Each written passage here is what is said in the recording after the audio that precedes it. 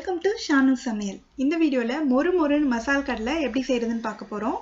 இது tea time ஸ்நாக்கா சாப்பிடுறதுக்கு ரொம்பவே நல்லா இருக்கும். செய்யறது ரொம்ப ஈஸி. செய்ய ஸ்டார்ட் பண்ணலாம். அதுக்கு வந்து ஒரு பவுல்ல நான் 1/2 கப் வறுக்காத பச்சை வேர்க்கடலை எடுத்துர்க்கேன். இது கூட ஒரு 1/4 கப் கடலை மாவு, 1 டேபிள்ஸ்பூன் அரிசி மாவு. இந்த அரிசி மாவு தான் ஒரு நல்ல கிறிஸ்பினஸ் கொடுக்கும். இதுக்கு தேவையான அளவு உப்பு சேர்த்துக்கலாம். ஒரு 1/4 டீஸ்பூன் வந்து பெருங்காயத்தூள். பெருங்காயத்தூளுக்கு பதிலா உங்களுக்கு பூண்டு வாசனை பிடிக்கும்னா ஒரு 4 பூண்டை நல்லா க்ரஷ் பண்ணி சேர்த்துக்கோங்க. இதுக்கு நான் 2 டீஸ்பூன் மிளகாய்த்தூள் சேர்க்குறேன். மிளகாய்த்தூள் வந்து உங்களோட காரத்துக்கு தகுந்த மாதிரி நீங்கள் அட்ஜஸ்ட் பண்ணிக்கோங்க. கடைசியாக கொஞ்சமாக கருவேப்பிலை. இது எல்லாத்தையும் நல்லா கலந்து விட்டுலாம்.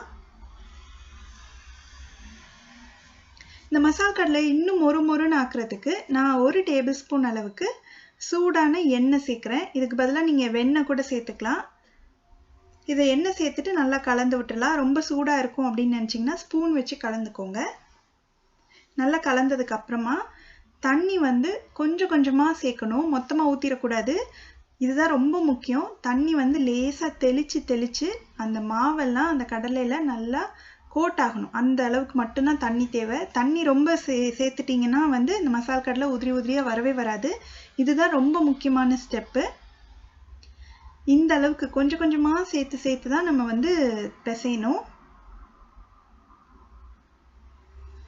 இந்த மாதிரி கடலை வந்து உதிரியாக இருக்கணும். இந்த மாதிரி மாவு மட்டும் நல்லா கோட்டாக இருக்கணும். அப்போ தான் நம்ம எண்ணெயில் போட்டு எடுக்கும்போது உதிரியாக நம்ம கடையில் வாங்குற மாதிரியே கிடைக்கும். இந்த மாதிரி இருக்குது. இப்போ மாவு எல்லாமே கடலையில் நல்லா கோட்டாயிடுச்சு பாருங்கள்.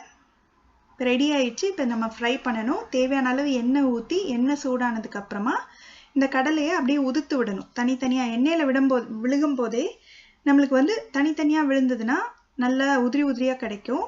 ஸ்டவ்வை வந்து மிதமான தீயில வச்சுக்கோங்க. இந்த கடலை வந்து வேகிறதுக்கு ரொம்ப நேரம் ஆகாது. ரொம்ப நேரம் வச்சுட்டீங்க அப்படின்னா கருகிரும். கருகின கடலை வந்து சாப்பிட்றதுக்கு ரொம்ப கசப்பாயிரும். அதனால கவனமாக சீக்கிரமாக இது வந்து நம்ம ஃப்ரை பண்ணி எடுக்கணும். இந்த மாதிரி அப்பப்போ கிளறி விடுங்க. அப்போ தான் ஒன்று போல் நல்லா ஃப்ரை ஆகும். இது ஃபுல்லாக ஃப்ரை ஆயிடுச்சு. பார்த்தீங்கன்னா எப்படி உதிரியாக கிடச்சிருக்கு பாருங்கள். அந்த நம்ம சேர்த்த மசாலாலாம் அந்த கடலையில் நல்லா கோட்டாயிருக்கு. இந்த மாதிரி இருக்கணும். ஸோ நம்ம மாவுக்கு வந்து எவ்வளோ தண்ணி சேர்த்து பிசைகிறோம் அப்படின்றதுல தான் இது இருக்குது. ஸோ இப்போ இந்த கடலை எல்லாத்தையும் நம்ம எண்ணெயை வடிச்சிட்டு எடுத்துக்கலாம். இதே மாதிரியே வந்து எல்லா கடலையும் கொஞ்சமாக எண்ணெயில் போட்டு ஃப்ரை பண்ணி எடுத்துக்கலாம்.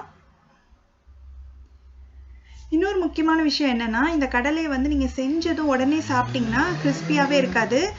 செய்யும் போதே சாப்பிட்டு பார்த்துட்டு கிறிஸ்பியாக இல்லை, அதனால இன்னும் கொஞ்சம் நேரம் நம்ம ஃப்ரை பண்ணணும் அப்படின்னு நினச்சி பண்ணாதீங்க.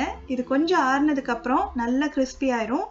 அதனால நம்ம எவ்வளோ சீக்கிரமாக ஃப்ரை பண்ணி எடுக்கிறோம் அப்படின்றதுல தான் இதோட டேஸ்ட் இருக்குது.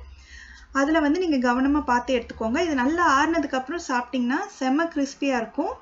செய்கிறது வந்து ரொம்ப ஈஸி. ஒரு 10-15 நிமிஷத்துலேயே செஞ்சு முடிச்சிடலாம். அவ்வளோதான். இந்த பாருங்கள், மசால் கடலையில் அந்த மசாலாலாம் நல்லா கோட்டாயிருக்கு. ஒவ்வொரு கடலையிலையும் கோட்டாயிருந்ததுன்னா சாப்பிட்றதுக்கு ரொம்பவே நல்லாயிருக்கும்.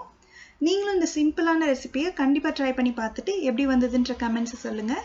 இதே மாதிரி நிறையா வீடியோஸ் பார்க்கணுன்னா இந்த சேனலுக்கு சப்ஸ்கிரைப் பண்ணுங்கள். ஷானு சமையல், எளிய முறையில் இனிய சுவையில். நன்றி.